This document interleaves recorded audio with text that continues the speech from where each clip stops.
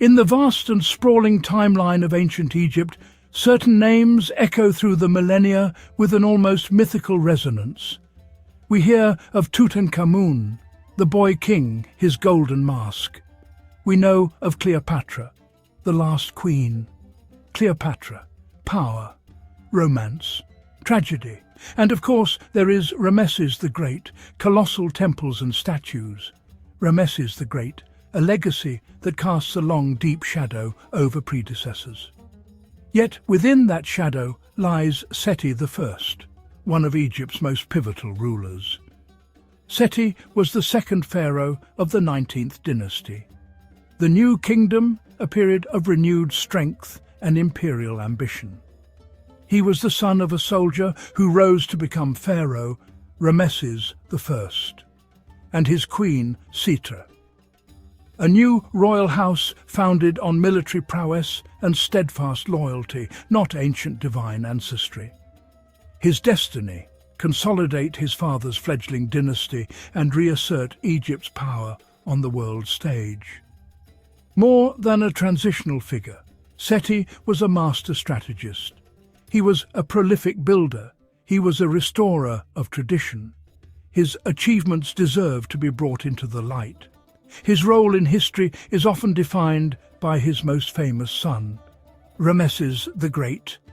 It was Seti who raised and trained this future icon. But to see Seti merely as the father of a more famous man is to miss his own remarkable story. In our journey today, we delve into the life and times of Seti I, charting the moments that defined his rule and secured his legacy across Egypt and beyond. We begin with his origins. A soldier's household shaped by the Nile Delta's barracks and the discipline of service where loyalty, skill and ambition forged a future king. Seti's early years unfolded amid the last rulers of the 18th dynasty.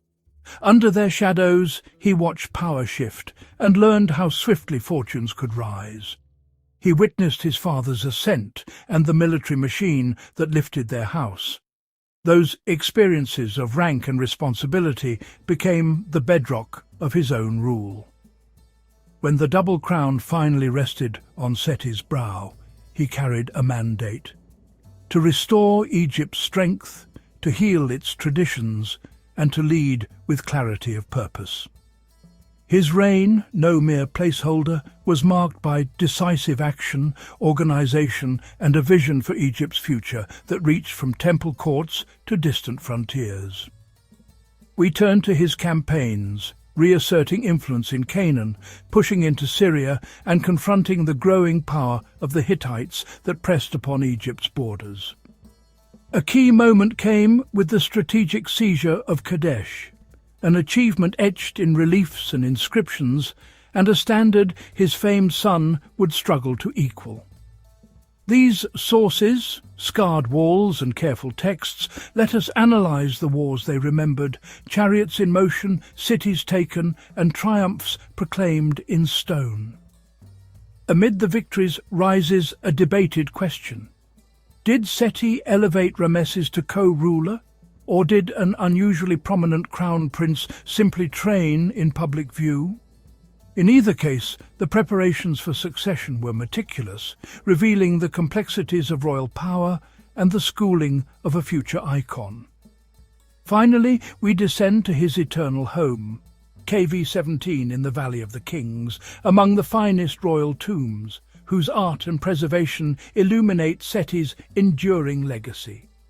Through tomb and mummy alike, we encounter the man himself, the strategist, the builder, and the restorer, whose life reshaped Egypt for the age to come.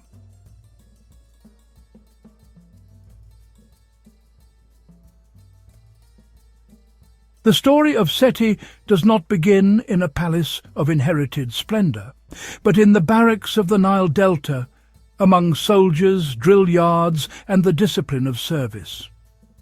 Born into a family of warriors, Seti absorbed the values that forged Egypt's defenders: skill honed by training, ambition tempered by duty and loyalty to crown and country. His father, Pharaoh rose through the ranks, a seasoned officer from the Avaris region, where the memory of the Hyksos era left a hardened martial tradition. In service to Horemheb, the general who became king, Pharaoh distinguished himself. Connections, competence, and reliability became the foundation of the family's fortunes. Seti's father followed that path. Pharaoh, later called Ramses I, climbed the ladder of command, chief of the archers, master of the horse, commander of fortresses, titles earned, not bestowed.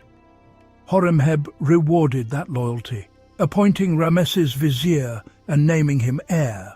Upon Horemheb's death, Ramses I established the 19th dynasty. Overnight, a military household became royal.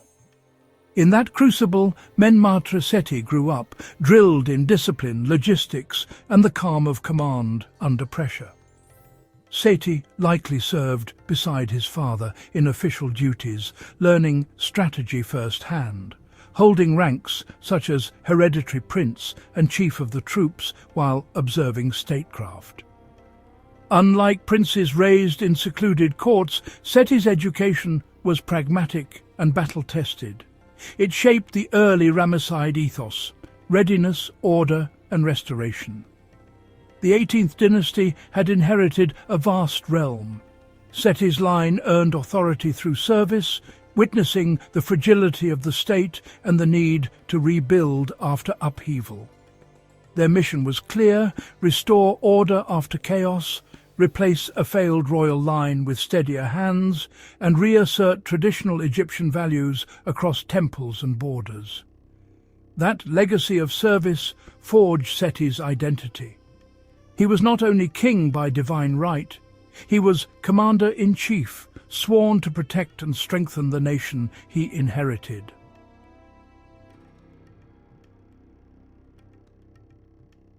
The reign of Seti's father, Ramses I, was exceptionally brief, lasting perhaps less than 2 years, from around 1292 to 1290 BC. An elderly man, when he became pharaoh, his primary role was to found a new dynasty and ensure a smooth succession. Upon his father's death, Seti ascended the throne in the prime of life, well prepared, determined to make his mark, and backed by careful arrangements set in motion by Horemheb and Ramses I. His accession was seamless, no succession crisis, no challenge to his authority. The military establishment stood firmly behind him, securing the stability and power base for an ambitious agenda. From the very beginning, Seti made his intentions clear. His full royal name, Menmaatre Seti, means "established is the justice of Re," a declaration of purpose inscribed in his cartouche. That name signaled a return to order, tradition, and divine law, Me'at, a conscious rejection of the upheaval that had marked the Amarna period under Akhenaten. Seti cast himself as a pious restorer, correcting past errors and healing tradition. Though the exact length of his reign is debated, most agree on at least 11 years, possibly 15. Inscriptions and humble wine dockets supply the evidence. The highest secure date, year 11, appears on a stela from Gebel Barkal in Nubia. A central theme of Seti's domestic policy was restoration, a kingdom of temples and monuments, many fallen into disrepair through time and through neglect. The Amarna revolution had elevated the Aten, shuttering traditional temples and defacing images of the old gods, particularly Amun-Re, leaving scars across Egypt's sacred landscape.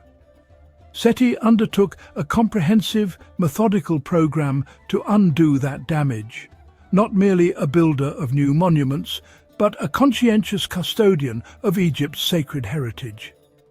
His restoration work touched nearly every major religious site. At Karnak, he undertook significant projects, repairing damaged areas and initiating the northern wing of the great hypostyle hall. Across the land, inscriptions testify that he restored the monuments of his fathers and re-established offerings within the temples. Ritual life revived, offerings renewed. This was more than piety. It was a powerful political message, reinforcing his image as a traditionalist pharaoh who healed a religious schism and restored equilibrium, ma'at, at the heart of the state. By securing the throne and restoring order, Seti defined the character of his reign, clarity of purpose in stone and ritual, preparing Egypt for the age his son would famously inherit.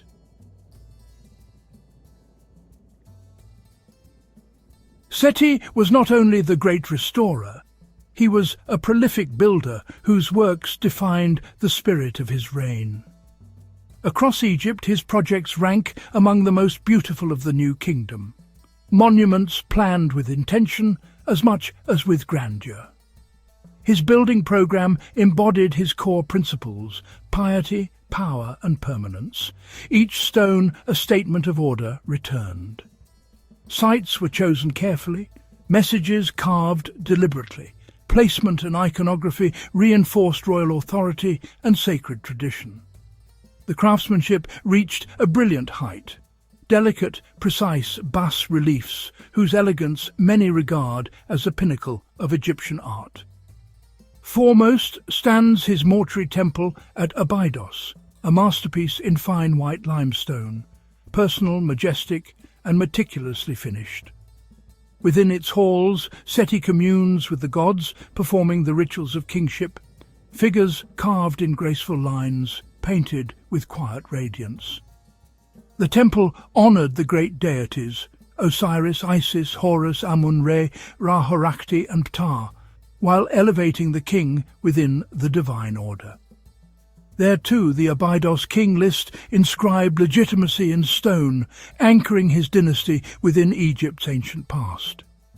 In Thebes, at Karnak, Seti conceived the northern wing of the great hypostyle hall, an enterprise his son would later complete. Its exterior walls proclaim victories in Syria and Libya, vast reliefs that turned conquest into enduring public memory. These facades were no mere ornament. They were a declaration of the warrior king whose rule restored strength at home and abroad.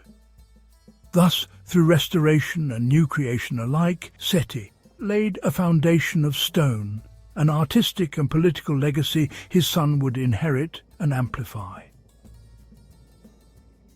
Ascending to the throne as a seasoned military commander, Seti wasted little time turning to foreign policy. He inherited an international situation that demanded firmness. During the Amarna period under Akhenaten, Egypt looked inward, weakening its reach abroad, and its grip on the Levant weakened. Vassal states became rebellious, and the Hittite Empire encroached.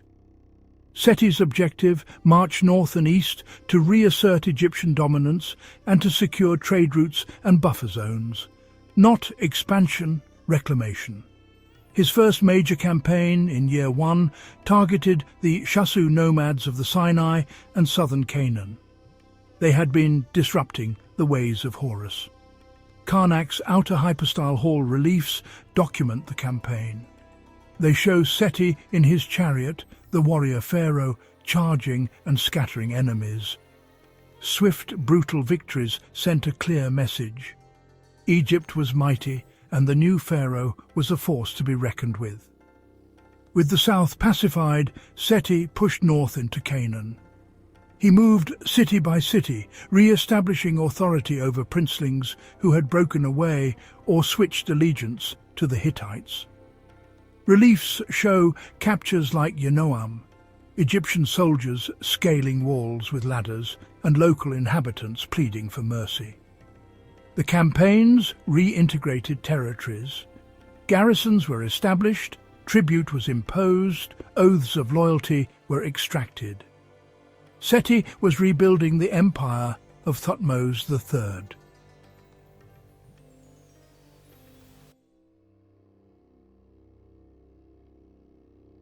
The ultimate objective of Seti's Syrian campaigns was the fortress city of Kadesh, set on the Orontes in modern-day Syria, controlling the great trade routes that linked Mesopotamia, Anatolia and the Mediterranean. A crossroads and thus a prize. It was the linchpin of Hittite influence in the southern Levant. For Egypt to re-establish its old imperial boundaries and push back the Hittites, Kadesh had to fall. Long a rebel since the days of Thutmose III, by Seti's time it stood a formidable Hittite vassal on the imperial frontier. The details of Seti's battle for Kadesh are less clear than his other campaigns. The grand reliefs at Karnak, our main source, are damaged in the section that depicted this event. Yet enough remains, supplemented by other inscriptions, to piece the narrative together. In a bold and swift march north, Seti engaged Hittite forces near the city. A victory stela erected within Kadesh, later discovered in fragment, provides the most compelling evidence. The feat was remarkable, a direct strike at the heart of Hittite power in the region. The capture of Kadesh was both a significant military and propaganda triumph. Seti had advanced farther north than any Egyptian pharaoh in generations, and the inscriptions proclaim his triumph, depicting him as the mighty bull who tramples foreign lands.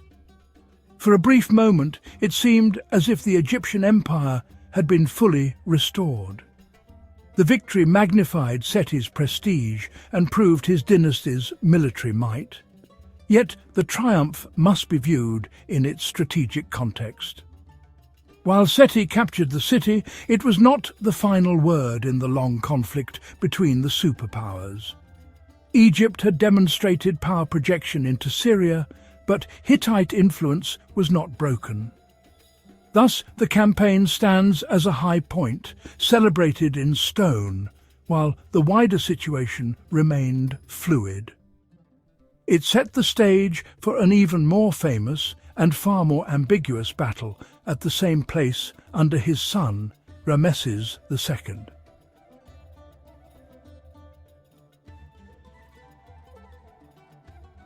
One of the most enduring debates surrounding the reign of Seti involves his relationship with his son and heir, the future Ramses II.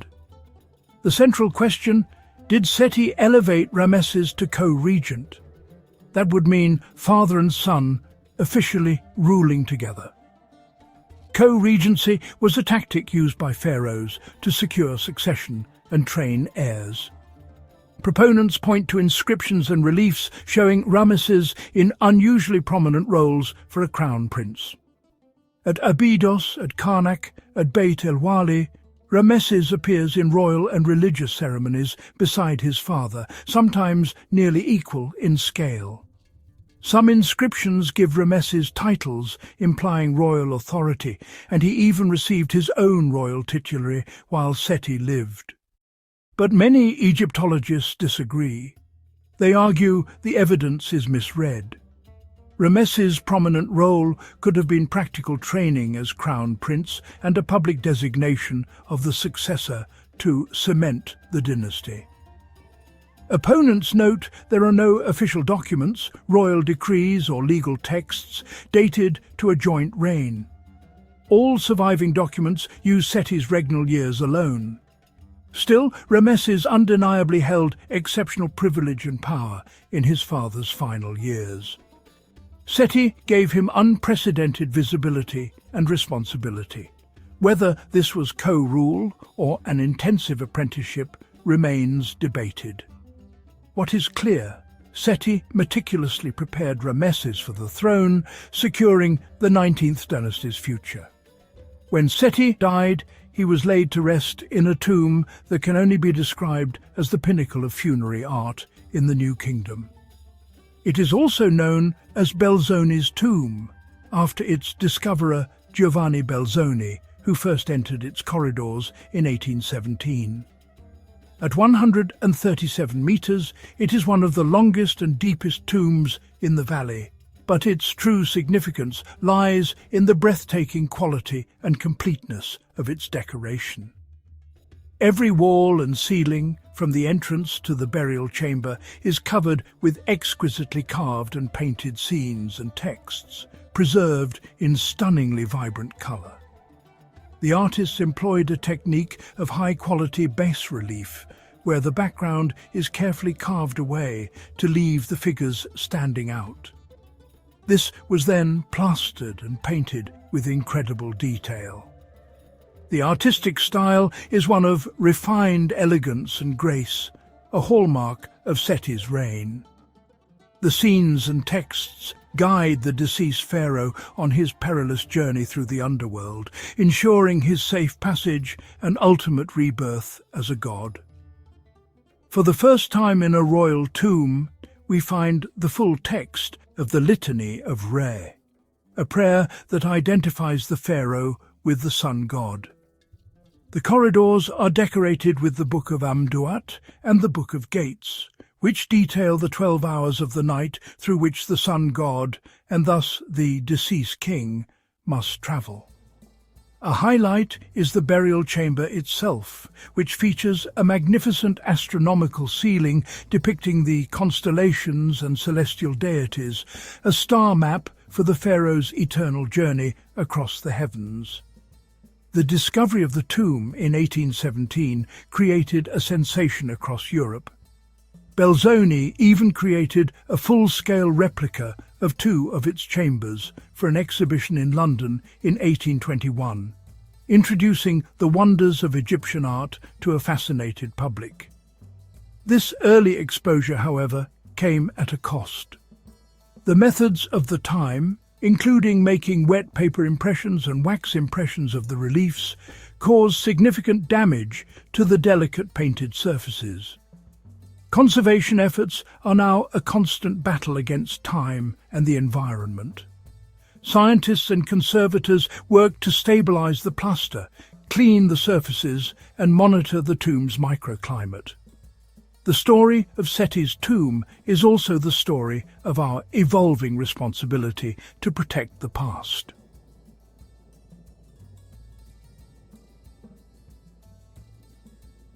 At the heart of the magnificent burial chamber in KV 17, Giovanni Belzoni found one of the greatest treasures of Egyptian art, Seti I's sarcophagus. Carved from a single enormous block of translucent alabaster, it is a masterpiece of ancient craftsmanship. The entire surface, both inside and out, is intricately carved with hieroglyphs and figures from the Book of Gates, detailing the pharaoh's final hours in the underworld. The hieroglyphs were originally inlaid with a blue copper sulfate paste, making the divine words stand out against the pale stone. Despite the splendor, the tomb had been plundered in antiquity. When Belzoni entered, the massive stone lid lay broken on the floor. The king's mummy and the priceless treasures that would have accompanied him, gold, jewellery, ritual objects, were gone. For nearly 70 years, Seti I's body remained a mystery. The answer came in 1881 with the discovery of a hidden royal cache at Deir el-Bahri. Priests in the late New Kingdom, aiming to protect the royal dead, gathered mummies from plundered tombs and reburied them in a secret, unmarked sepulchre. Among them was the exceptionally well-preserved mummy of Seti. After nearly 3,000 years, the pharaoh had been found. Seti's mummy is one of the finest examples of mummification. He was tall for his time, with remarkably preserved facial features, a long, fine-boned face, a high-bridged nose, and a calm, regal expression. Modern CT scans revealed his heart was on the right side of his body, an unusual deviation from standard practice. The discovery gives us a direct link to the past, bringing us face to face with the great warrior, the builder, and the father of Ramses the Great. In the grand narrative of the New Kingdom, the reign of Seti stands as a crucial and formative chapter. He was the essential bridge between the instability that followed the Amarna heresy and the celebrated Golden Age presided over by his son. His military campaigns were strategic necessities, domestically Seti. The first defined his rule as one of restoration and order. He was more than just a restorer. He was a builder of unparalleled artistic vision. He gave Ramesses unprecedented authority and visibility, ensuring he was ready to rule. This careful planning prevented a succession crisis and guaranteed the seamless continuation of the Ramesside line. Ultimately, Seti. The first emerges from the historical record as a ruler of immense capability and foresight.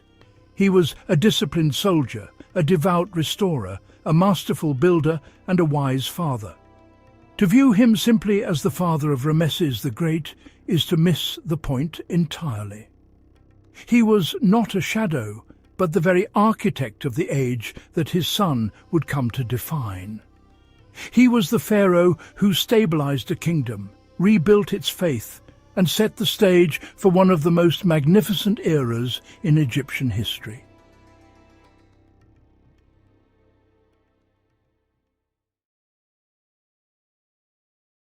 The ancient Egyptians are famous for many things.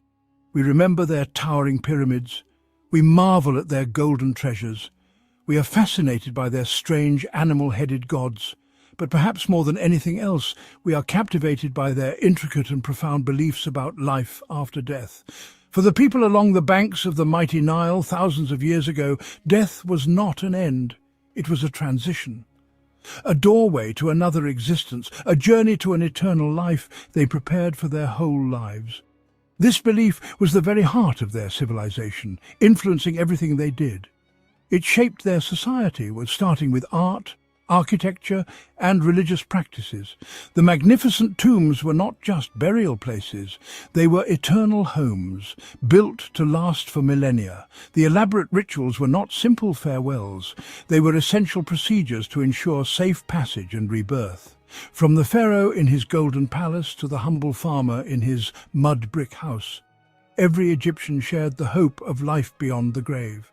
To understand them, we must look at their relationship with death. They weren't obsessed with death. They were obsessed with life. Their preparations were an expression of love for life. They wanted their joys to continue forever. This desire for eternity unlocks their complex world, where living and dead often blurred. This is a journey back in time.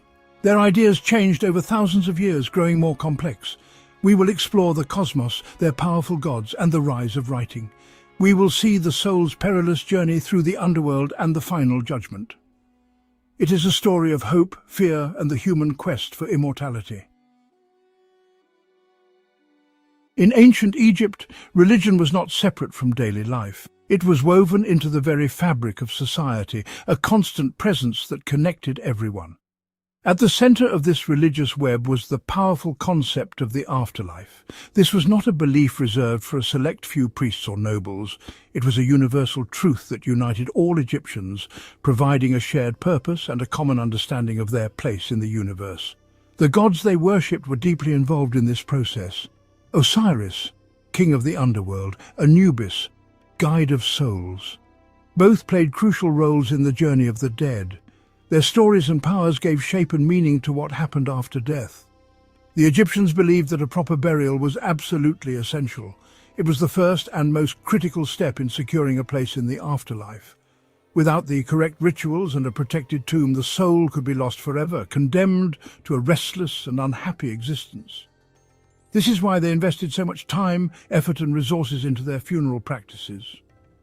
Elaborate tombs, careful preservation through mummification, wealth of objects buried with the dead, all part of a grand strategy to defeat death and equip the deceased for a new life. The development of writing was a revolutionary moment for these beliefs. It allowed ideas to be written down, standardized, and shared more widely than ever before. Local traditions, spoken myths, could now be recorded in powerful texts. Sacred writings inscribed on tomb walls, papyrus scrolls, and coffins acted as guidebooks for the dead. They contained spells, prayers, and maps to help the soul navigate the dangers of the underworld. Writing the texts was itself a magical act, giving them power in the spiritual realm. These afterlife texts became a cornerstone of funerary culture. They provided a detailed script for the soul's journey. Pyramid texts, earliest for royalty. Coffin texts, available to more people. Book of the Dead, magical protection for those who could afford it. These texts reveal deep anxiety about the afterlife, but also incredible ingenuity, ensuring a safe arrival in paradise.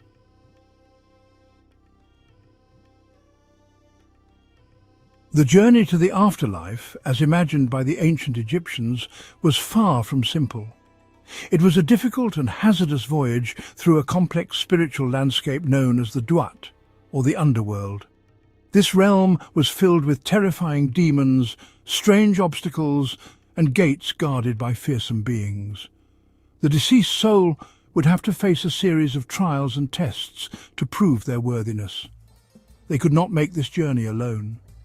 They relied on the knowledge contained within their funerary texts, which provided the secret names and magic spells needed to pacify the guardians and overcome the dangers that lay in wait for them at every turn. The climax of this perilous journey was the final judgment. This dramatic event took place in the Hall of Two Truths, presided over by the god Osiris. Here, the heart of the deceased, which the Egyptians believed was the seat of intelligence and memory, was weighed on a giant set of scales. It was weighed against the feather of Ma'at, the goddess of truth and justice. If the heart was heavy with sins, it would be devoured by a terrifying monster called Amit, and the soul would cease to exist forever. This was the ultimate fear for an Egyptian, not just death, but total annihilation. However, if the scales balanced, it meant the deceased had lived a righteous life. They would be declared true of voice and be granted entry into the afterlife. This was not a return to their old life on earth, it was something far better. A rebirth into a perfect eternal existence. The soul would be reunited with its preserved body, the mummy, and become a blessed spirit. They would live on in a paradise known as the Field of Reeds, or Seket Aru. This was an idealized version of Egypt, a land of endless harvests, beautiful waterways, and joyful reunions with loved ones who had gone before them. This promise of a glorious rebirth was the ultimate goal. It was the powerful motivation behind the pyramids, the mummification, and the complex rituals that defined so much of ancient Egyptian culture. Their entire system of belief was designed to transform the terrifying finality of death into a hopeful new beginning. It was a testament to their desire for justice, their belief in cosmic order, and their unwavering conviction that life, in its best and most perfect form, was meant to last for eternity. To secure their place in the eternal paradise, the ancient Egyptians developed elaborate funeral practices, each step designed to protect and guide the soul on its perilous journey. At the heart of these rituals stood the tomb, a sacred home for the deceased's body and a gateway to the afterlife. Early rulers were buried in simple underground chambers, but as beliefs evolved, so did their monuments. The majestic pyramids of the Old Kingdom rose from the desert sands, serving not only as tombs, but as engines of resurrection. Their shape, pointing skyward, symbolized a staircase to the heavens. Lavishly decorated walls, hidden passages, complex traps, all worked together to defend against grave robbers and spiritual threats alike. Inside these tombs, the Egyptians placed everything the soul might need: food, clothing, amulets, shabtis, tiny servant figurines. But perhaps the most vital tools were the afterlife texts.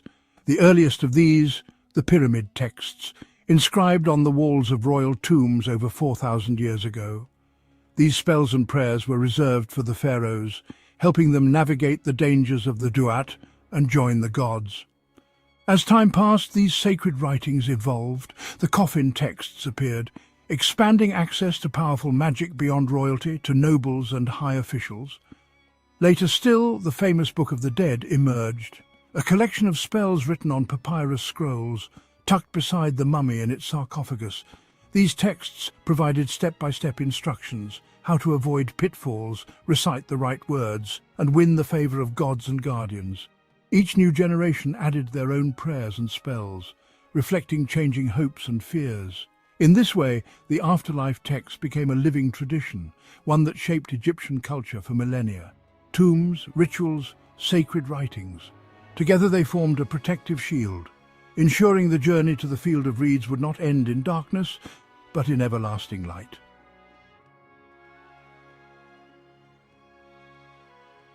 Across the millennia, the ancient Egyptians penned their hopes for eternity in ink and stone. Their funerary texts, more than mere words, became lifelines for the soul's voyage beyond death. Among these, the Book of the Dead stands as the most renowned.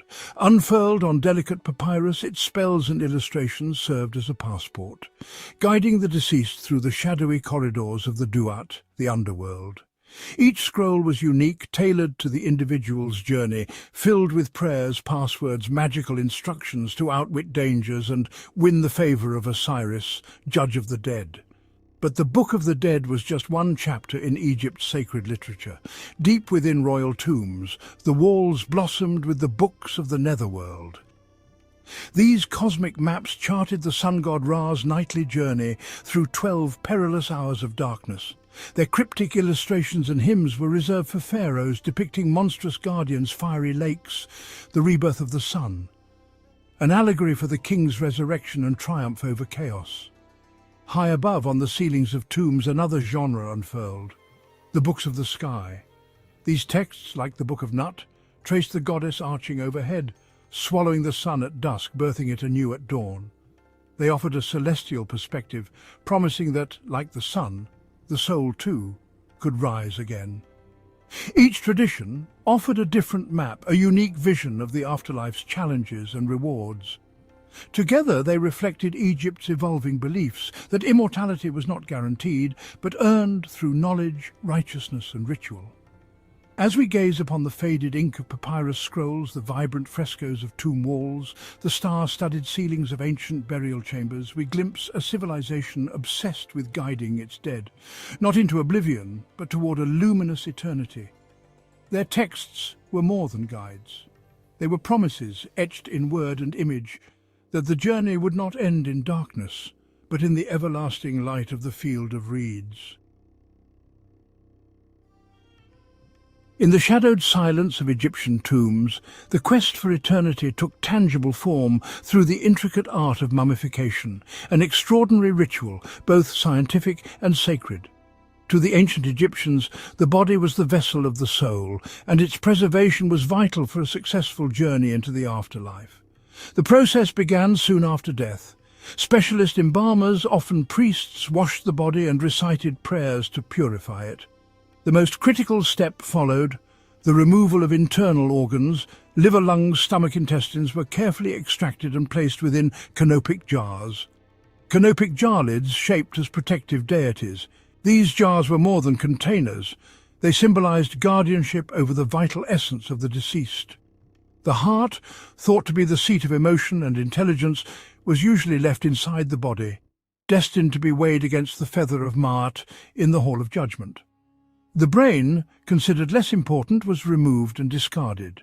Next, the body was packed in natron, a natural salt, and left to dry for 40 days. Once desiccated, the embalmers wrapped the body in countless linen strips, inserting amulets between layers for protection. Each wrapping was accompanied by spells and incantations, invoking the god's favor and shielding the soul from harm. But mummification was only part of the journey. The tomb itself became a portal to the afterlife, filled with offerings, bread, beer, fruits, meats, jars of wine. Statues of servants called shabti were placed to work for the deceased in the next world. Jewelry, clothing, treasured possessions surrounded the body, reflecting a belief that the afterlife mirrored earthly existence, complete with joys and necessities. Priests played a crucial role, performing the opening of the mouth ceremony, ensuring they could breathe, speak and eat in the world beyond. These rituals and offerings were more than tradition.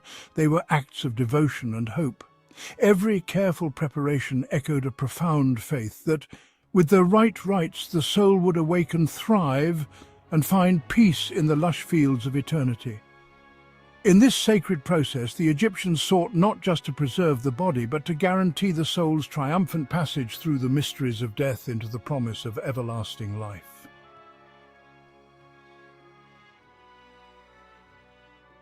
As the tomb doors sealed and offerings settled into silence, the true journey of the soul began. A voyage mapped in sacred texts and painted on the walls of eternal chambers. In ancient Egyptian belief, death was not an end but a crossing, a passage from the living to the afterlife. Guided by spells from the Book of the Dead, the soul, the Ba, set out on its perilous journey. First it crossed the celestial Nile, ferried by the divine boatman. The river marked the threshold between mortal life and the world beyond. On the far shore, the soul entered the Duat, the underworld. Darkness and danger reigned. The Duat was a labyrinth of gates and guardians, rivers of fire and fearsome beasts. Each obstacle was a test. Gatekeepers demanded secret knowledge or a protective spell. Funerary texts, inscribed and recited, were the soul's only guide. At the heart of the Duat awaited the Hall of Judgment, presided over Osiris. The soul's heart was placed upon a golden scale and weighed against the feather of Maat. Anubis watched with impartial eyes, while Thoth recorded the verdict. If the heart was pure, the soul passed to the field of reeds, a paradise like earthly life. There the soul, reunited with loved ones, toiled in abundance and basked in eternal peace. If the heart was heavy with sin, Amit devoured it, and the journey ended in oblivion.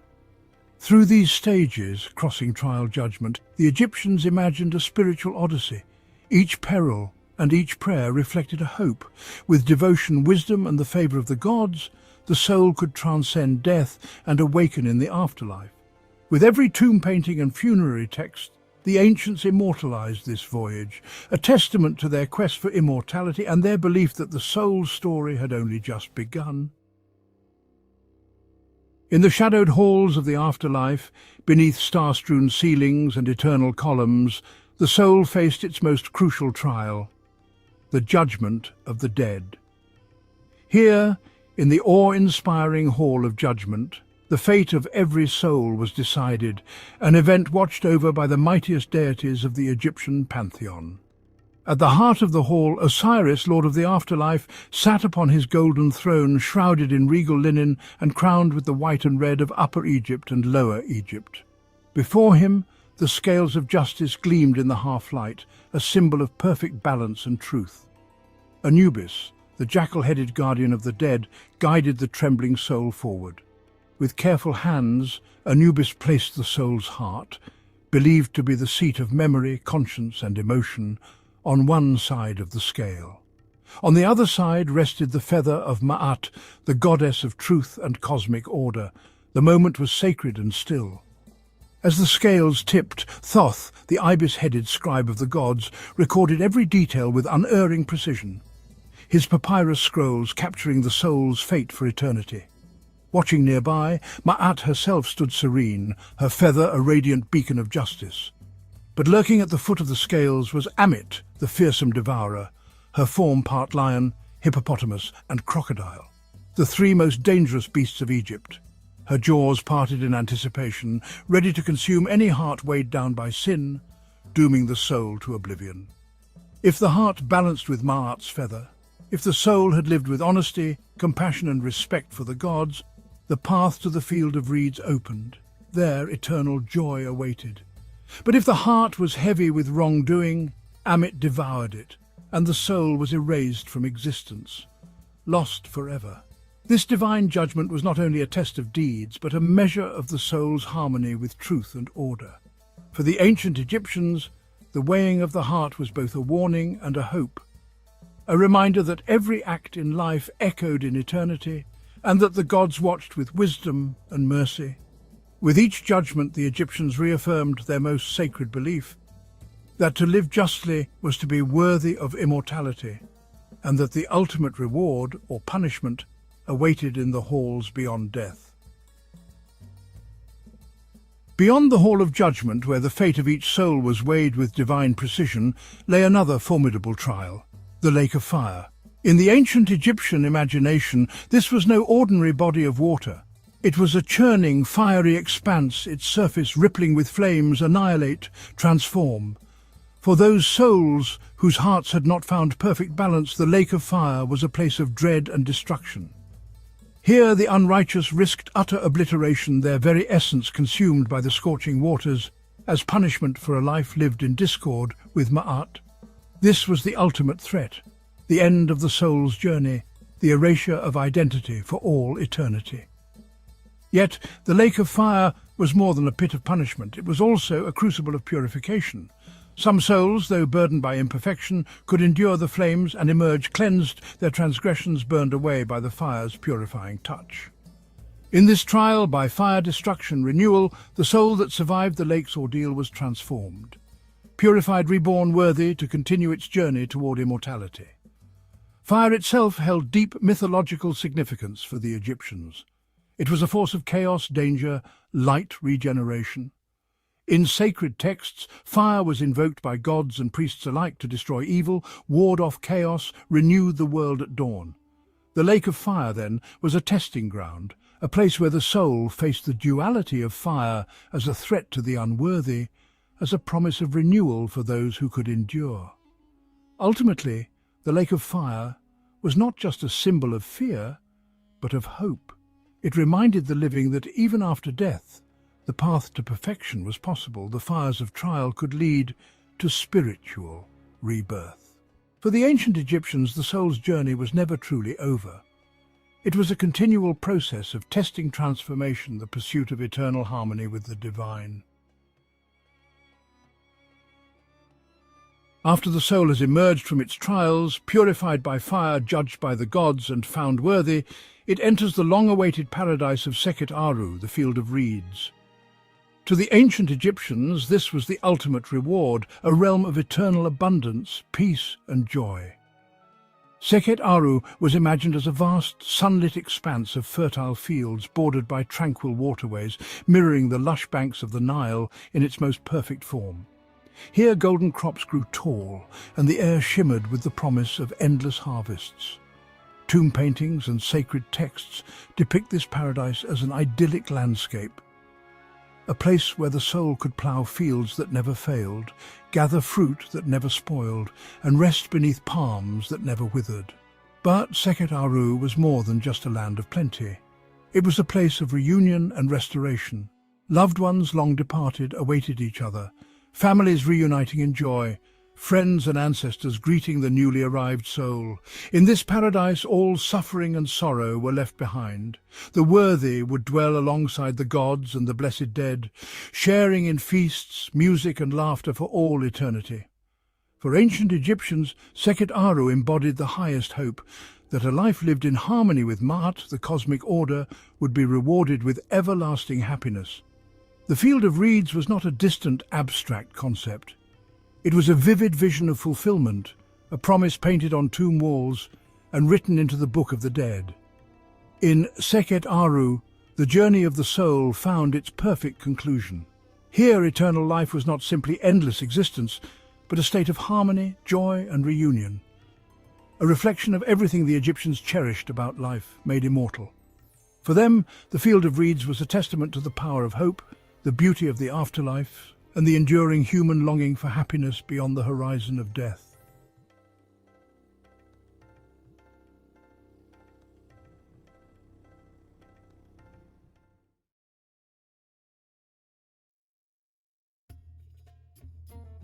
In the vast, silent desert, where time itself seems to stand still, a great story is etched in stone.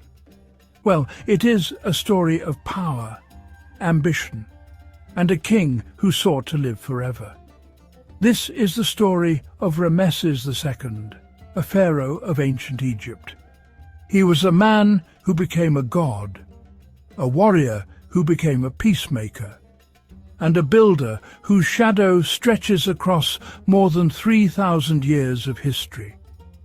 His name echoes through the ages, whispered by the winds that sweep across the Nile Valley. We journey back to an age of gold and grandeur. To understand the world he shaped and the legacy he left behind for all time, we travel to a land defined by the rhythm of the great River Nile.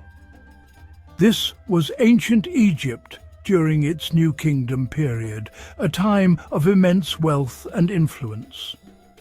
The pharaohs who ruled from their grand cities were not merely kings. They were seen as living gods on earth, conduits between the mortal world and the divine. They commanded vast armies, they controlled immense resources, and oversaw the creation of monuments that still defy belief. In this world of absolute authority and sacred duty, a young prince was born, destined to become the most celebrated ruler of them all, a king who would earn the title Ramses the Great. To understand this king, we must first understand his world. It was a world of powerful empires, stretching from the sandy lands of Nubia in the south to the great kingdoms of the Hittites in the north. Trade routes were lifelines, carrying gold, timber, and exotic goods across deserts and seas. But these routes were also paths for armies, and conflict was a constant threat on the horizon. A pharaoh had to be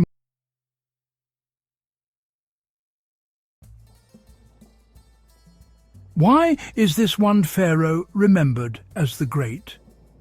The answer lies not in a single achievement, but in the sheer scale of everything he did. His reign was exceptionally long, giving him decades to solidify his power. He presided over a period of stability and prosperity, a golden age for his people. He was a masterful propagandist, using art and architecture to craft his image, as an invincible warrior and as a beloved son of the gods. His name, Ramesses, Ra has fashioned him, was carved on countless buildings, so it would never be forgotten. He is perhaps best known as a master builder. From the northern delta to the southern frontier of Nubia, he commissioned construction across the realm. He completed vast halls at Karnak and added to the beauty of Luxor. He founded a new capital, Ramesses, a bustling metropolis filled with palaces, barracks, temples. Most famously, he carved 2 temples out of a mountainside at Abu Simbel, their giant statues standing as eternal guards. But his story is also one of family and diplomacy. He was father to over 100 children. His chief wife, Queen Nefertari, was honoured with her own temple. After a great clash with the Hittites at Kadesh, he did something remarkable. He negotiated the world's first known international peace treaty, ending decades of conflict and ushering in stability. In this quiet exploration, we follow his life, from the glories of his reign to the moment of his death. We will see how he was laid to rest, mummified, entombed in the Valley of the Kings, prepared for the afterlife. We will witness his rediscovery in the modern era, as archaeologists uncovered his tomb, his mummy, and the treasures of his age. This is the story of one man's ambition to be remembered, Ozymandias, the King of Kings.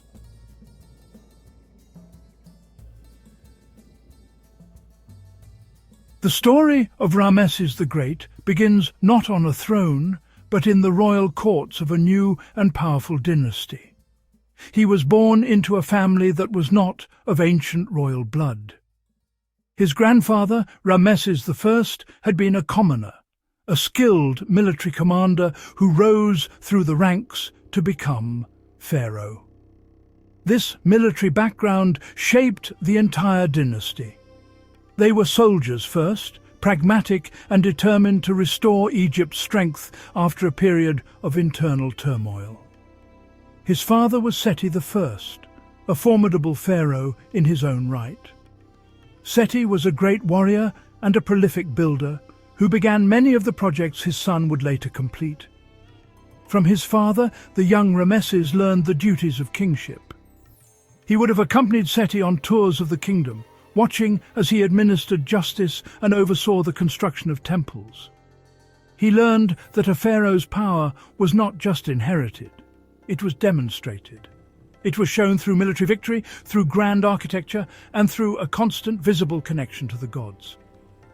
As a prince, Ramesses received a rigorous education. This was not just about reading and writing the complex hieroglyphic script. His training was designed to create a future king. He learned military strategy and how to command troops. He was taught to wield a bow and to drive a chariot, the most advanced weapon of its time. This was a critical skill for a leader who was expected to lead his armies from the front line of battle. He was one of many royal children, but it became clear early on that he was special. He was not the original heir. His older brother had been destined for the throne, but died young. This twist of fate placed Ramesses directly in the line of succession. From that moment, his life was no longer his own. It belonged to Egypt, and his every action was preparation for the day he would become the living embodiment of the god Horus on earth, the protector of his people.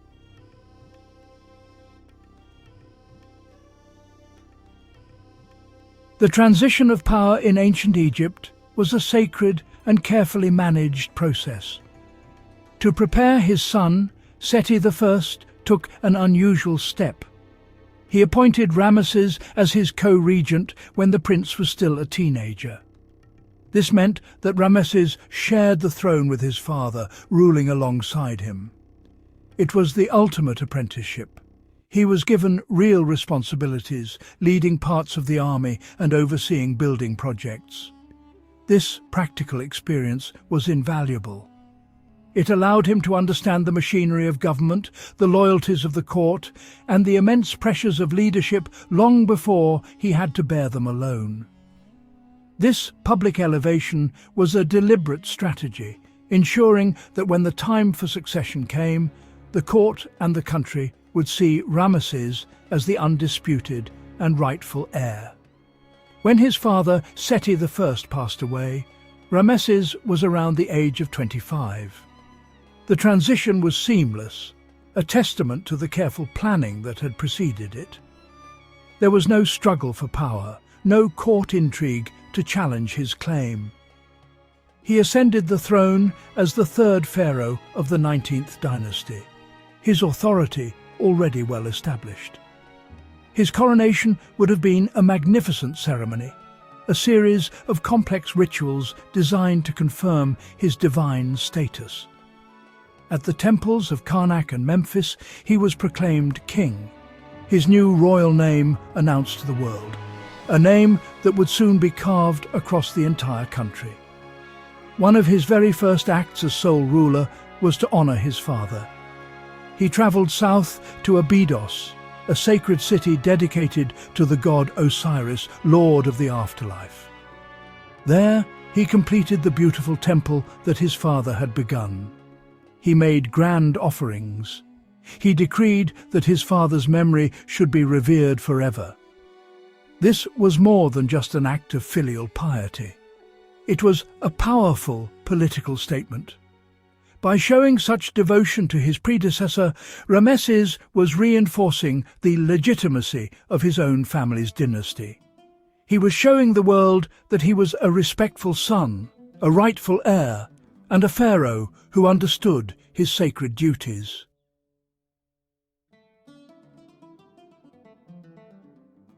With his position as pharaoh secure, Ramesses immediately turned his attention to the borders of his empire.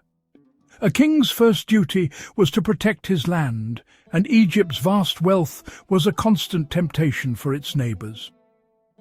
Early in his reign, Ramesses led a military campaign into Nubia to quell a minor rebellion and reinforce Egyptian authority.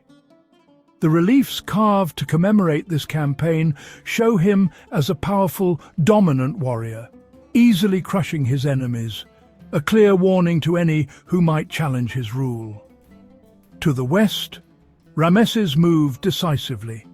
He strengthened forts and garrisons, forming a defensive wall on the western frontier. His actions brought stability.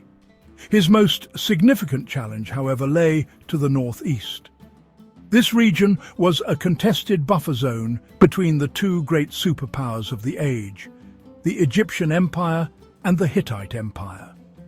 In the second year of his reign, he led his army into Canaan to secure the coastal route.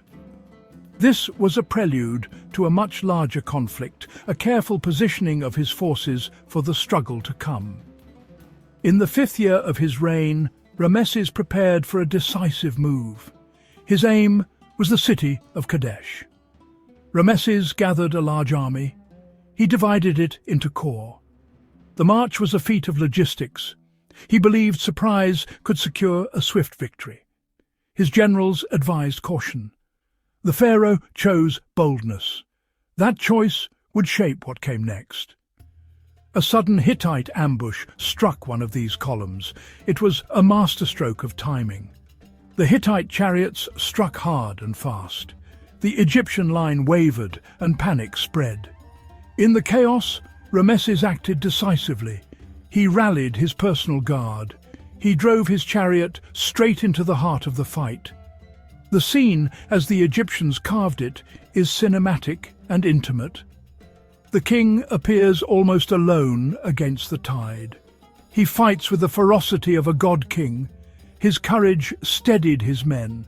He turned near defeat into a tactical withdrawal that held the field. The battle ended without a decisive annihilation of either side. It was, in short, a stalemate dressed as triumph. Decades of intermittent raids and battles had left both sides wearied. A formal peace treaty was crafted many years later. It survives in copies on clay and stone. The treaty is remarkable for its clarity. It outlines borders and promises of non-aggression. It includes provisions for mutual aid, and even contains the first recorded clause for extradition. The agreement lasted for decades. He used marriages and gifts to bind alliances. For Ramesses, it was a crowning achievement. Diplomacy suited his image as much as warfare did. He learned to balance force with talk. In doing so, he secured peace that allowed his building projects and economy to flourish.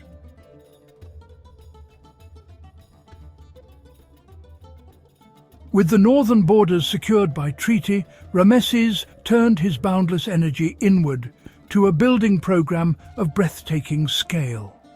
He did not just build, he built to overwhelm. Further south, he commanded the creation of his most famous monument, the temples of Abu Simbel. They carved two entire temples directly out of a living mountain. 4 colossal seated statues of the pharaoh, each over 20 meters high, were carved into the cliff face. They sit as eternal guardians, a permanent statement of Egyptian power. Nearby, he carved a smaller temple for his great royal wife, Queen Nefertari. Its facade features standing statues of the king and queen, given equal height, an unusual and significant honor.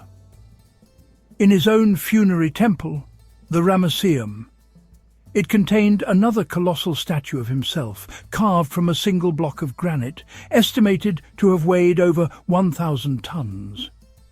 The grand monuments of Ramesses II were the product of immense human effort, brilliant organization, and remarkable skill. These workers were not slaves. They were skilled artisans and laborers. Ramesses died in his early 90s, an extraordinary age for the ancient world. He had outlived his beloved Nefertari. He had outlived 12 of his own sons. His tomb was looted in antiquity, and to protect his body, ancient priests moved his mummy several times, hiding it in a secret cache. There he lay, for nearly 3 millennia, waiting to be found. The rediscovery of his mummy in 1881 was a moment of profound connection with the past. The face of the legendary king was seen once more. Modern science has allowed us to study him, revealing his arthritis, his dental problems, and even the reddish colour of his hair. So why does the name of Ramses II echo so loudly through history? The answer is written in the landscape of Egypt. His legacy is one of sheer, overwhelming scale. He was a master of propaganda. He crafted a powerful, consistent image of himself. He repeated that story until it became historical fact. His memory survives because he willed it to.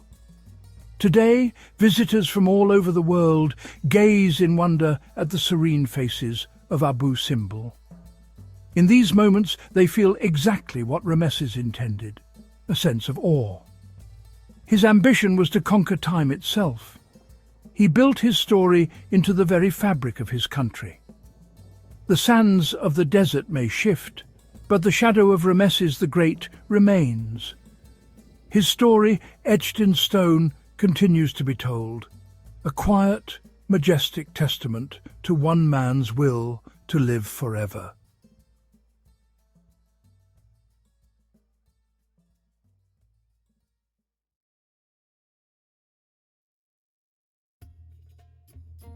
Tanis, modern San el Hagar, lies in Egypt's northeastern Nile Delta. In the late New Kingdom, as the Pelusiac branch shifted and Pi-Ramesses lost its river, a new centre took shape here among marshes and lagoons. Quiet today, it once stood at a crossroads of channels and silt. In the 21st and 22nd dynasties, Tanis rose as a northern capital. The Amun triad, Amun, Mut and Khonsu, framed kingship and festival here. Royal presence gathered around temples and courts on higher ground. The great temple precinct grew within a vast enclosure, pylons, courts, obelisks.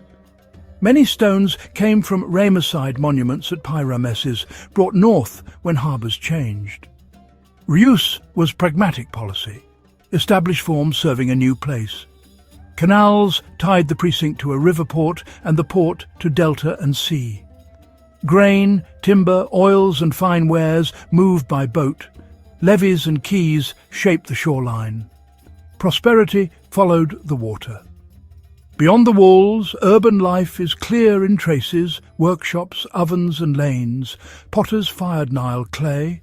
Metalworkers shaped gold and silver. Fishermen kept the canals.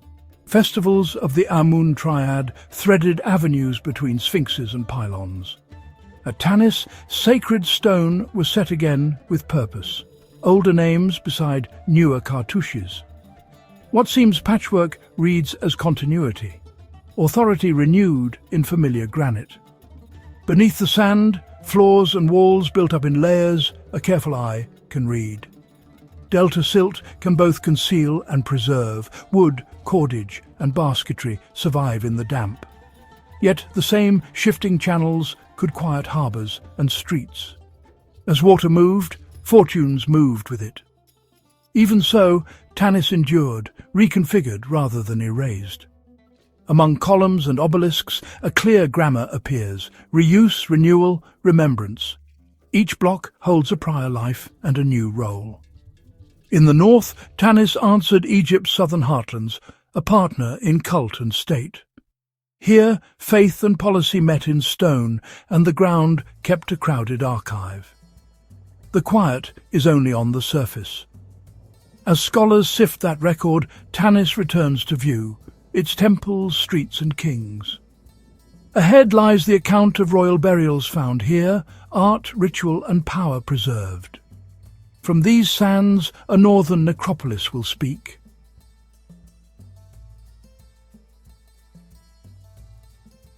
19th century visitors first sketched Tanis, Auguste Mariette noting mounds and blocks, then Flinders Petrie measuring walls and cataloguing inscriptions. Maps, rubbings and early photographs fix features on the delta plane, coordinates before conclusions. In 1929, Pierre Montet began a systematic French mission at Tanis. Grids laid, notes kept, photographs logged. In 1939-1940, a sealed doorway opened to lamplight, intact royal chambers recorded before removal. War halted the work. Teams returned in the mid-1940s. They mapped chambers and niches, numbered blocks and jars, and photographed nested burials in orderly rows. Recording came first, plans inked, tags tied, exposures checked at the trench edge. Conservators stabilized fragile surfaces before a piece was moved. Later seasons joined French and Egyptian teams, surveys, photogrammetry, and careful rereads of earlier notes. Radiography and metal analysis added quiet evidence to names and dates. Geoarchaeology mapped paleo-channels around the site. Sand lenses, clay bands, and former branches of the Nile traced like a palimpsest. In labs and field tents, small tools did the work. Brushes, swabs, supports, materials read before any treatment. Under lamplight and microscope, gold leaf, textiles and timber were steadied. Joins were documented before storage. Catalogues linked objects to contexts so that the record stayed readable.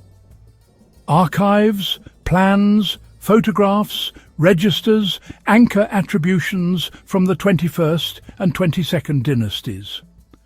Ongoing research refines them.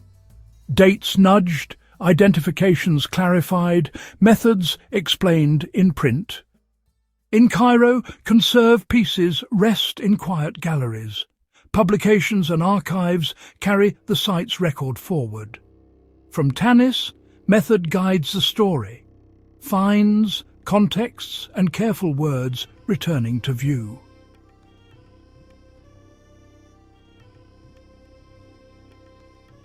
The great temple precinct of Amun at Tanis stands wide to the sky.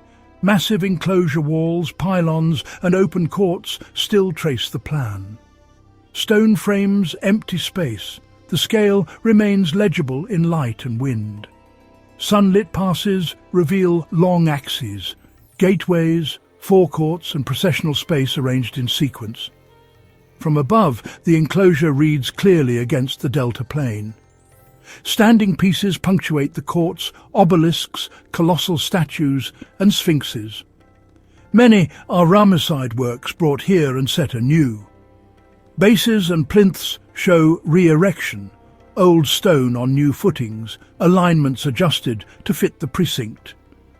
Reuse is visible, measured, deliberate.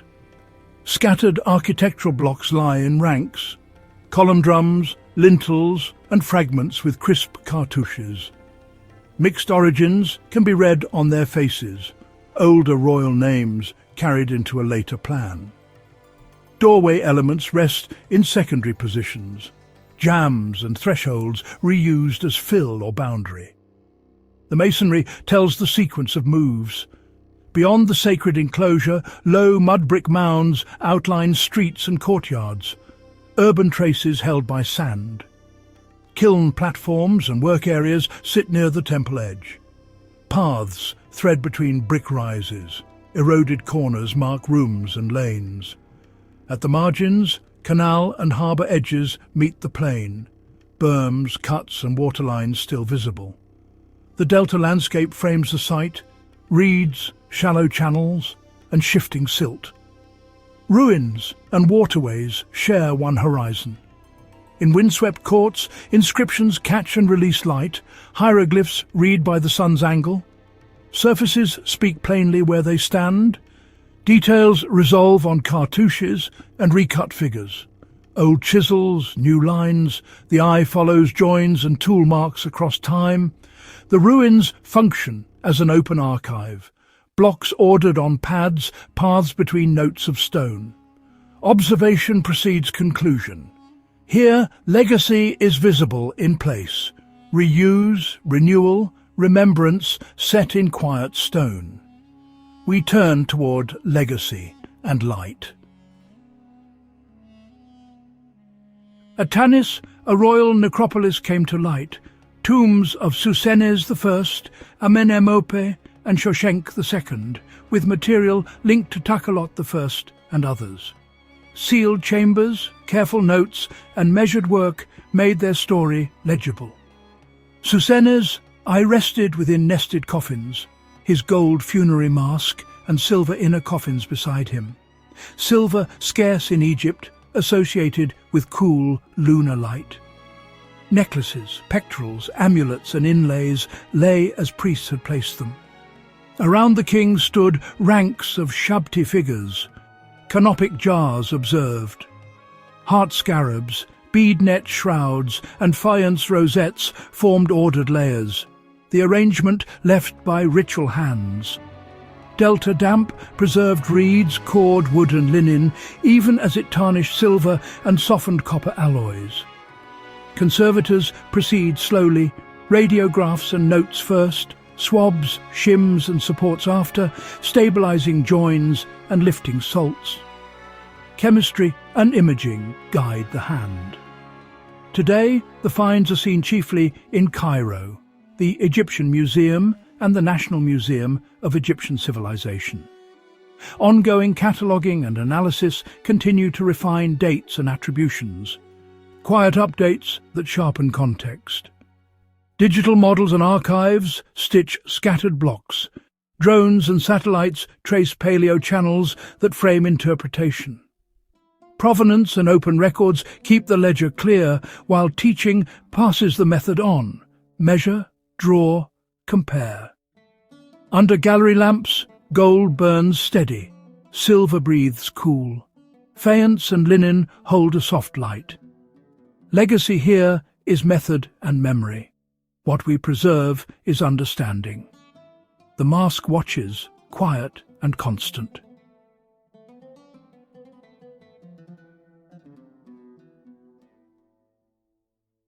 Tanis, also called San el-Hagar, carries older names in texts.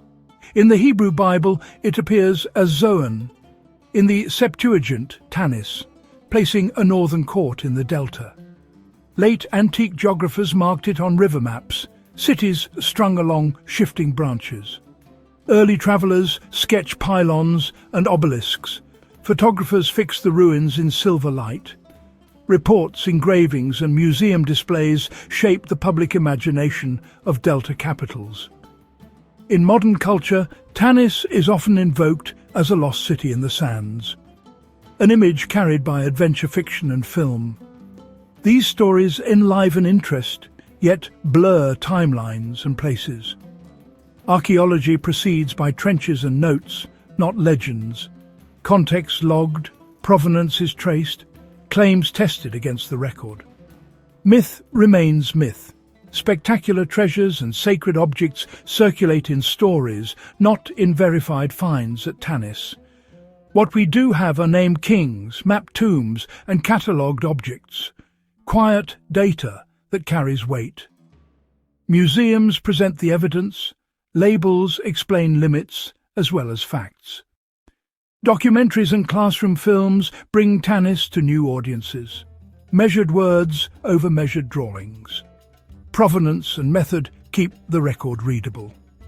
Digital reconstructions now thread fragments together. Photogrammetry, point clouds, and careful overlays re-raise colonnades on screen. Interactive maps trace paleo channels across the delta. Scans and isotopes add sources and joins to the story. Exhibitions pair artifacts with models, context restored without moving a stone.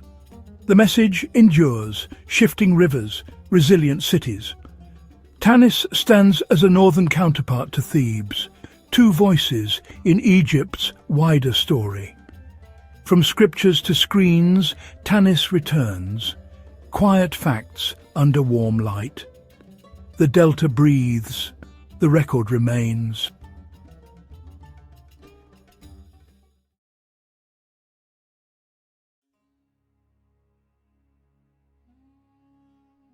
Echoes of antiquity. Greeks on Egyptian soil. Two great civilizations met by the Nile. Merchants, soldiers and scholars crossed the sea. Egypt's powerful allure was strong for the Greeks. Their enduring presence left indelible marks. From the earliest days, Greek adventurers and traders arrived on Egyptian shores, drawn by the promise of wealth and wonder.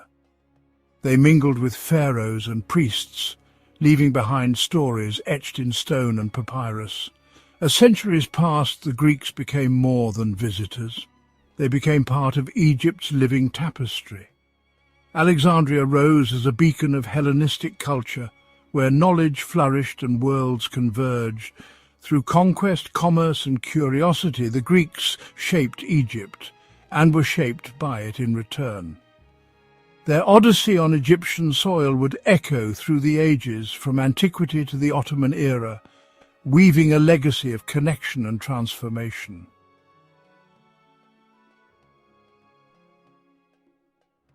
The arrival of Greeks in Egypt was not a single event. They came as adventurous traders and skilled soldiers.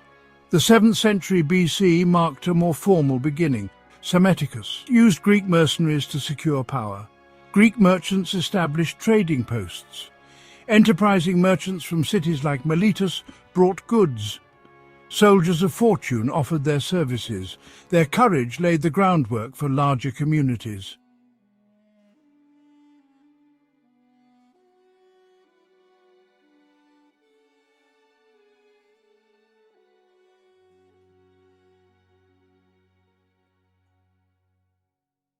Life for the early Greek settlers in Egypt was a unique blend. They maintained their Hellenic identity. Temples were built to Apollo, Hera and Aphrodite. They formed close-knit communities for mutual support. Interaction with the local Egyptian population was inevitable. Some degree of cultural blending took place. Greek mercenaries played a visible role. Their presence often contributed to political stability.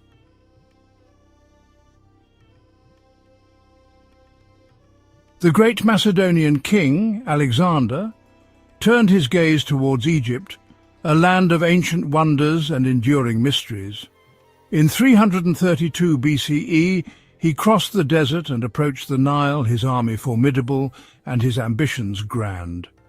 The Persian satrap Mazatzes offered little resistance, surrendering the city without a fight. The Egyptian people, weary of Persian rule, welcomed Alexander as a liberator. He showed deep respect for their ancient religion and customs, visiting temples and making offerings to the gods. Alexander was even declared the son of Amun at the oracle of Siwa, cementing his legitimacy in the eyes of the Egyptians. His arrival marked a pivotal moment in Egypt's history, as Greek and Egyptian cultures began to intertwine. New cities like Alexandria would rise, blending Hellenistic and Egyptian traditions in art, architecture and daily life. This era set the stage for centuries of cultural fusion, forever changing the course of Egypt's destiny. Alexandria, founded by Alexander, grew rapidly. It became one of the most important cities of the ancient world. Its population was remarkably diverse. The great library drew scholars from far and wide. The library played a crucial role in preserving ancient texts. Alexandria became an unparalleled centre for scholarship and learning.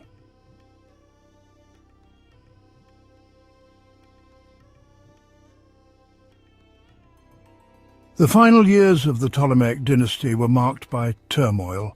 Cleopatra fought to keep Egypt free. The Battle of Actium sealed Egypt's fate.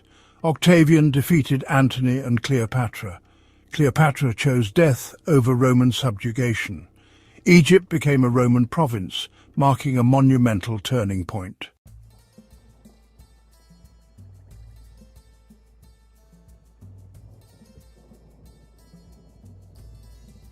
Alexandria continued to thrive under Roman governance. The great library still drew scholars. Roman prefects established their residences in Alexandria. Greeks played a vital role in Roman administration. Greek remained the primary language for local government. The Romans valued the efficiency of the existing systems.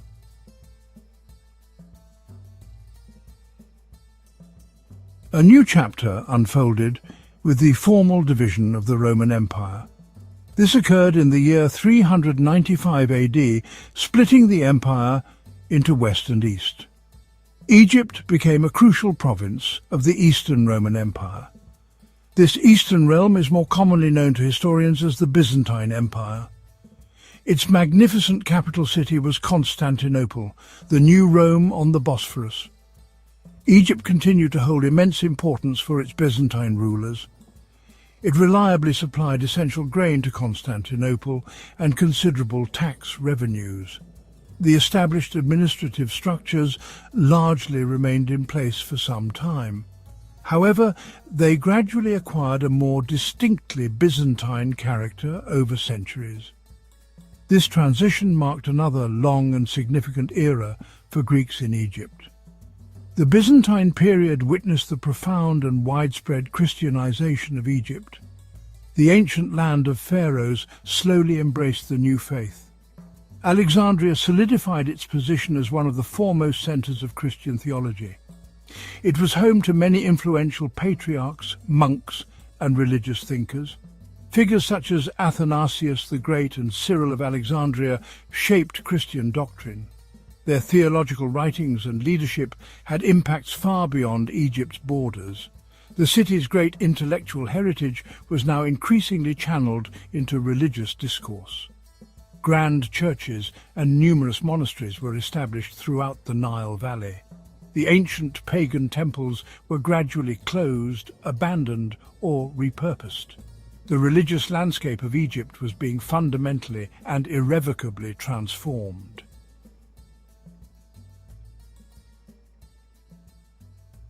The winds of change swept across Egypt in the 7th century AD. Armies carrying the banner of Islam arrived from the Arabian Peninsula. Byzantine rule began to crumble. The conquest, led by Amr ibn al-As, was swift. Many Egyptians were weary of Byzantine control. They faced heavy taxation and religious persecution. The arrival of the Arabs marked a profound shift. A new political and religious order was established.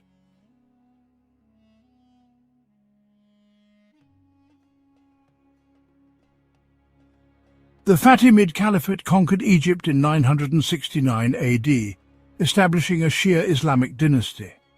They founded Cairo, leading to prosperity and cultural vibrancy. Greeks in Alexandria thrived, maintaining trade and cultural ties.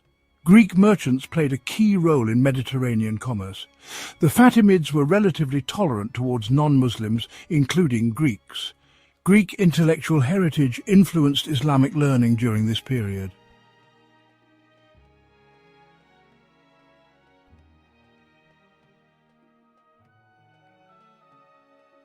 The Mamluk Sultanate rose to power in Egypt in 1250 AD.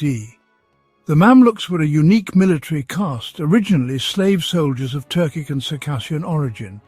They established a powerful and long-lasting dynasty that ruled Egypt and Syria.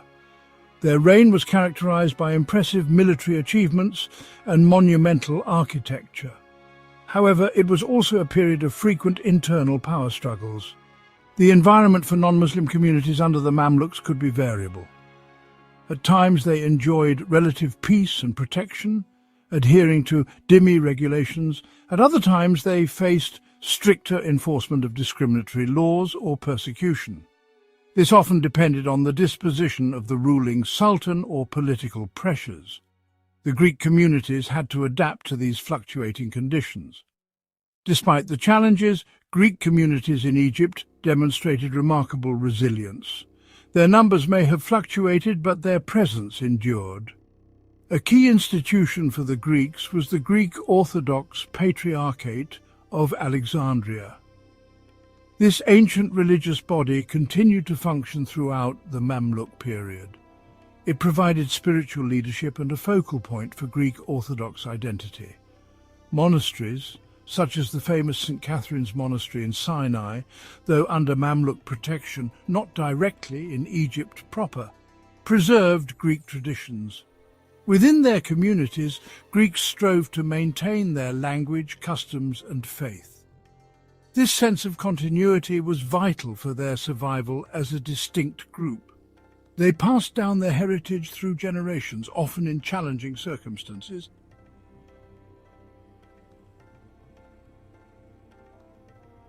In 1517, the Ottoman Sultan Selim I decisively conquered Egypt. This momentous event brought an end to the Mamluk Sultanate. Egypt was incorporated into the vast and powerful Ottoman Empire. This new imperial structure would govern the land for the next 4 centuries. For the Greek communities in Egypt, the arrival of the Ottomans heralded a new chapter. The Ottomans, having conquered Constantinople in 1453, already ruled over many Greeks. The Greek Orthodox Patriarch of Constantinople held a significant position within the Ottoman system. This existing framework influenced how Greeks in Egypt were administered.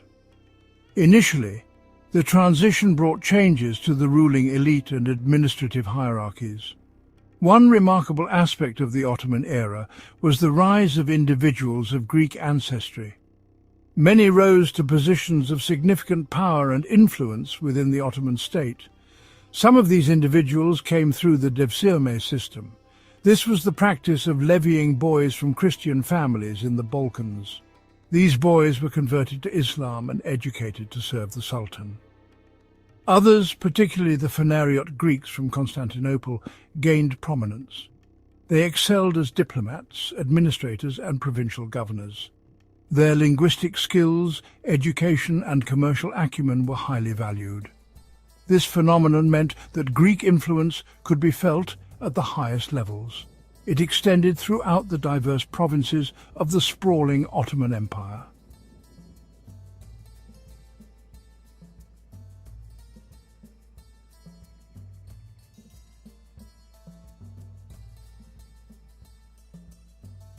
The long and captivating odyssey of Greeks in Egypt has unfolded before us. It is a narrative stretching across millennia, a testament to enduring human connection. From the earliest intrepid traders and curious philosophers who sought Egyptian shores, to the mighty Ptolemaic kings who ruled as pharaohs, blending Greek and Egyptian ways. Their presence was a constant thread woven into the rich fabric of Egyptian history. They adapted and persevered through the Roman, Byzantine, Islamic, and Ottoman eras. Each period presented new challenges and unique opportunities for interaction. The story is not merely of conquest or settlement, but of deep mutual influence.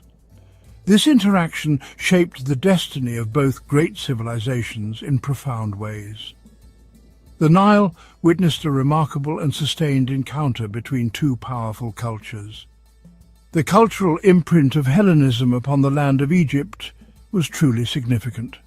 Alexandria, the city born of Alexander's vision, stands as its most radiant symbol. Its legendary library and museum became beacons of knowledge for the ancient world. They attracted scholars and thinkers, preserving and expanding human understanding. Greek language, art, philosophy, and administrative practices spread throughout the region. These elements became deeply embedded, particularly in urban centers and governmental structures. Even as empires rose and fell, this Hellenistic legacy continued to resonate powerfully. It formed a crucial layer in Egypt's complex and multifaceted cultural identity. The intellectual achievements of this era have echoed down through the centuries. Egypt became a vital crucible where Greek thought met ancient African wisdom. Conversely, the ancient land of Egypt profoundly shaped the Greeks themselves. Living amidst the monumental grandeur and deep-rooted traditions of the Nile Valley was transformative. Greek settlers, soldiers and rulers were inevitably influenced by their surroundings. They encountered religious practices and artistic motifs unlike their own. This led to fascinating instances of cultural syncretism, a blending of beliefs and styles. The creation of deities like Serapis, revered by both Greeks and Egyptians, is a prime example. Egyptian themes appeared in Greek art, and Greek architects designed within Egyptian landscapes. The experience of governing such a vast and ancient land also altered Greek perspectives. It broadened their worldview and contributed to the cosmopolitan nature of Hellenistic culture. This reciprocal exchange enriched both societies in countless, often subtle ways.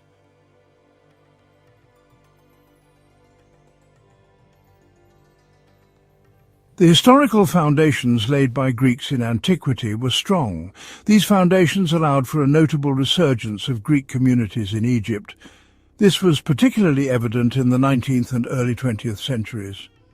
Greek entrepreneurs, merchants and intellectuals played a significant role. They contributed greatly to the economic and cultural development of modern Egypt. Cities like Alexandria and Cairo saw flourishing Hellenic communities. Their impact on commerce, industry and the arts was substantial. This demonstrates the enduring nature of the Greco-Egyptian connection over time. Their long journey through Egyptian history has left a legacy that continues to resonate. It serves as a reminder of the intricate and fascinating ways cultures can meet and merge. The echoes of their presence are still discernible by the timeless flow of the Nile.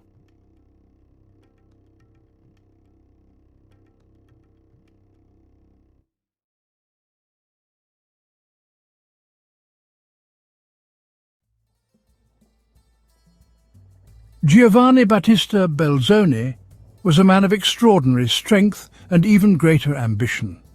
His life was a testament to the power of determination and the pursuit of one's passions. Born in Padua, Italy in 1778, he towered over most at 6 feet 7 inches tall. His imposing stature was matched only by his larger-than-life personality and unyielding drive. Belzoni's early life was a colourful tapestry of adventure and enterprise. From a young age, he was fascinated by the world around him and sought to make his mark in it. He trained as a monk but felt drawn to a different path. The monastic life, with its quiet contemplation, could not contain his restless spirit. Europe in the late 18th century was in turmoil. The continent was a hotbed of political upheaval and social change, providing a backdrop for Belzoni's own transformations. Belzoni travelled widely, reinventing himself as a strong man in a travelling circus.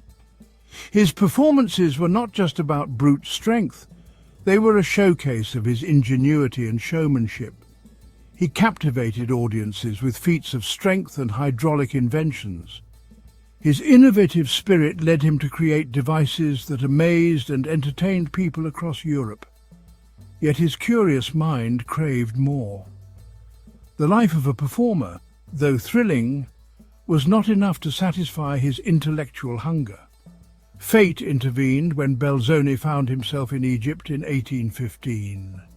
The allure of the ancient land, with its rich history and enigmatic monuments, was irresistible to him. The land of the pharaohs, with its ancient mysteries, called to him. It was a place where he could combine his physical prowess with his intellectual curiosity. Little did he know he was about to embark on a journey that would change his life and the course of archaeology forever. His adventures in Egypt would lead to discoveries that would astonish the world. Belzoni's name would soon be synonymous with some of the most remarkable discoveries in Egyptian history. His legacy as a pioneering explorer and archaeologist would endure for generations to come.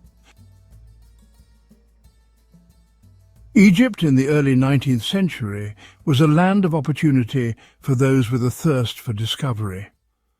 Napoleon's expedition had rekindled Europe's fascination with ancient Egypt. The race was on to uncover its treasures. Belzoni, with his towering physique and unwavering determination, was perfectly suited for the task. He quickly became involved in the competitive world of antiquities hunting. He secured patronage from the British consul, Henry Salt, who recognized his potential. His first major assignment was to acquire a colossal bust of Ramses II.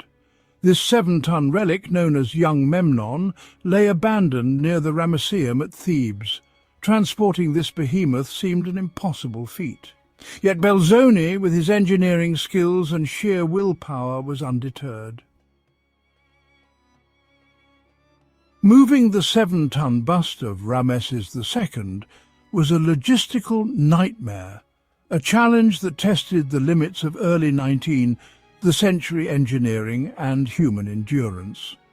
The scorching desert heat, the lack of proper roads, and the sheer size of the statue presented formidable obstacles. The harsh environment was unforgiving, with temperatures soaring and the terrain offering no mercy. But Belzoni, with his characteristic ingenuity, devised a plan. His background as a circus strongman and engineer gave him unique insights into overcoming such monumental challenges. He assembled a team of hundreds of Egyptian labourers, each playing a crucial role in this Herculean task. They used an ordinary task. Finally, against all odds, Belzoni succeeded in transporting the colossal bust to the Nile. This was a moment of triumph, a testament to human perseverance and ingenuity. From there it journeyed by boat to Alexandria and eventually to its final destination, the British Museum in London. The journey by water was no less challenging, requiring careful navigation and handling. This remarkable feat of engineering and determination cemented Belzoni's reputation as a legend in the field of archaeology. His success not only brought the bust to a global audience, but also highlighted the incredible achievements of ancient and modern engineering.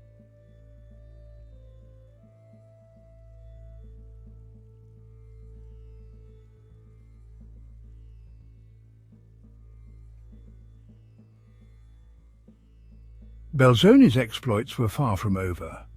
His adventures in Egypt had only just begun, and he was determined to uncover more of its hidden treasures.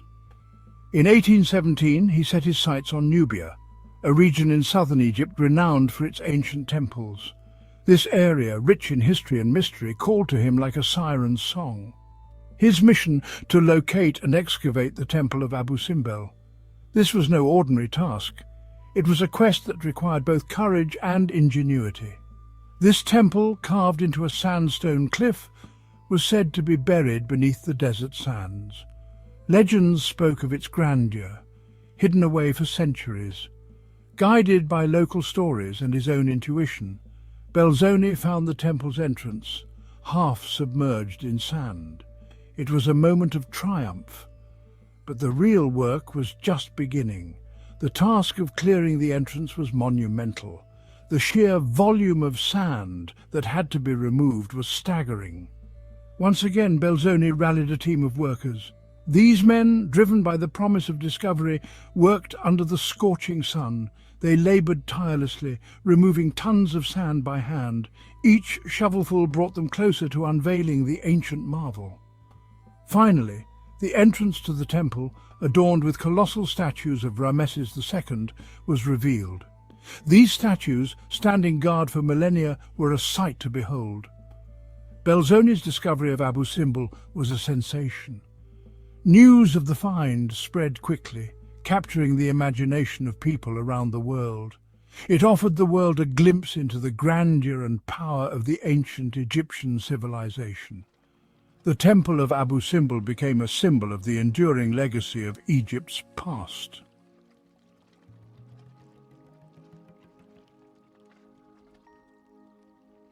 Belzoni's most celebrated discovery, however, awaited him in the Valley of the Kings. In 1817, he stumbled upon a hidden tomb.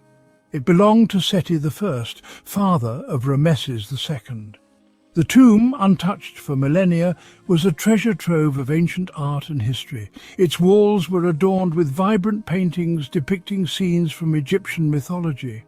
The colours were as fresh as the day they were painted. Belzoni meticulously documented his findings. He created detailed drawings and took plaster casts of the tomb's decorations. He understood the importance of preserving this fragile record of the past. His work in the tomb of Seti I set a new standard for archaeological documentation. Belzoni's thirst for knowledge led him to explore the most iconic monuments of Egypt, the pyramids of Giza. In 1818, he turned his attention to the Pyramid of Khafra. This pyramid, the second largest at Giza, had never been successfully explored. Undeterred by the dangers and difficulties, Belzoni discovered a hidden passage. He bravely entered the pyramid's depths. After weeks of painstaking effort, he reached the burial chamber. The chamber, however, was empty. It had been looted in antiquity. Despite the disappointment, Belzoni's achievement was remarkable. He was the first person in centuries to penetrate the secrets of Khafra's pyramid. Belzoni's adventures were not confined to Egypt. He explored the ancient city of Thebes, searching for the lost oasis of Siwa. He ventured into the heart of the Sahara Desert. He braved treacherous journeys and faced countless dangers, all in the name of exploration and discovery. His travels took him beyond Egypt to the Red Sea and even across the Atlantic to the Americas. Belzoni's life was a testament to the power of human curiosity and the allure of the unknown. His explorations, documented in his journals and drawings, provided invaluable insights into the geography, history and cultures of the regions he visited. Belzoni's work extended far beyond the realm of archaeology. He was a true pioneer, pushing the boundaries of human knowledge and experience. Tragically, Belzoni's adventurous life was cut short. He died in 1823 at the age of 45 from dysentery while on an expedition in West Africa. Despite his untimely death, Giovanni Belzoni left an indelible mark on the world. His discoveries in Egypt captivated the public imagination. He brought to light some of the most iconic treasures of ancient Egypt. His meticulous documentation of his findings set a new standard for archaeological practice. Belzoni's legacy extends beyond his individual discoveries. He helped to ignite a passion for Egyptology that continues to this day. His story serves as a reminder of the power of human curiosity and the importance of preserving our shared cultural heritage. Giovanni Belzoni lived in a time of great change and discovery. The world was opening up. Explorers like Belzoni were at the forefront, pushing the boundaries of human knowledge. His life and work offer us a fascinating glimpse into the past. They remind us of the importance of exploration, the thrill of discovery, and the enduring power of human curiosity. Belzoni's story is a testament to the enduring allure of ancient Egypt. It is a land of mystery and wonder. It continues to captivate and inspire us centuries after Belzoni first set foot on its shores. His legacy lives on, not just in the museums that house his discoveries, but in the hearts and minds of all who are drawn to the mysteries of the past.